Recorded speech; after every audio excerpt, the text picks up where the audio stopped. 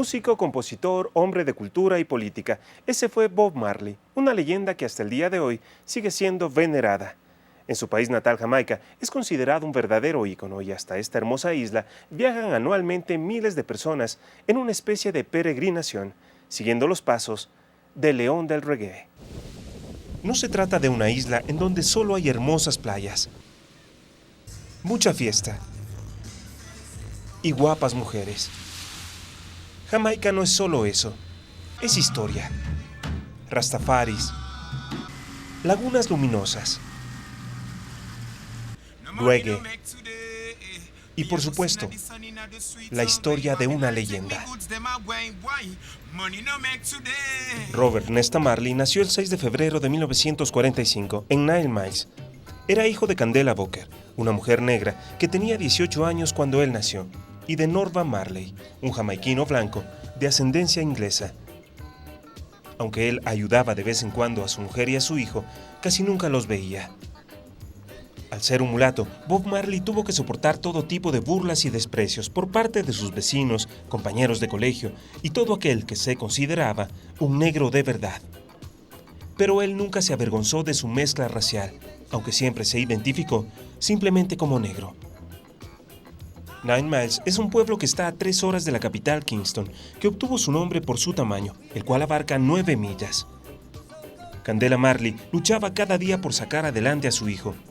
Vivían en pobreza y en aquel entonces no había muchos recursos, por lo que en casa no contaban con agua ni electricidad.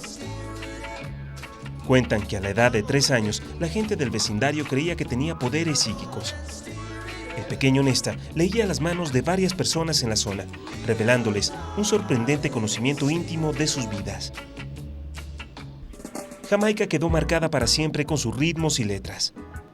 En cada esquina se lo recuerda. Su imagen en las tiendas de souvenirs ocupa un lugar especial. La gente canta sus canciones y en Kingston existe un museo dedicado al león del reggae. Lo construyeron en su antigua casa, en el mismo lugar en donde pasó momentos inolvidables y en donde también fue víctima de un intento fallido de asesinato. Cada objeto nos habla de su vida. Una vida tan fascinante como misteriosa. A los 14 años, Bob dejó la escuela y consiguió un empleo como soldador. Una chispa del equipo con el que trabajaba le quemó un ojo y por eso dejó este oficio. El destino empezaba a mostrarle el camino. Ya no había pretextos para dejar de lado sus dos grandes pasiones, la música y el fútbol. Así como lo oye. Y es que Robert Nesta Marley no podía vivir sin el rey de los deportes, y paradójicamente, moriría por él. En 1977 el cantautor recibió un punzante pisotón del periodista Danny Baker en un partido que disputaba en Battersea Park en Gran Bretaña. Debido a su religión, no se trató la herida en su pulgar del pie, la cual se infectó.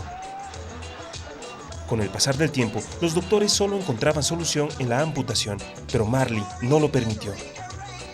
La herida se pudrió en su cuerpo. Avanzó como un cáncer que fue consumiendo todo a su paso, hasta alcanzar sus pulmones y el cerebro. 3 años después de aquella lesión, su voz se apagó.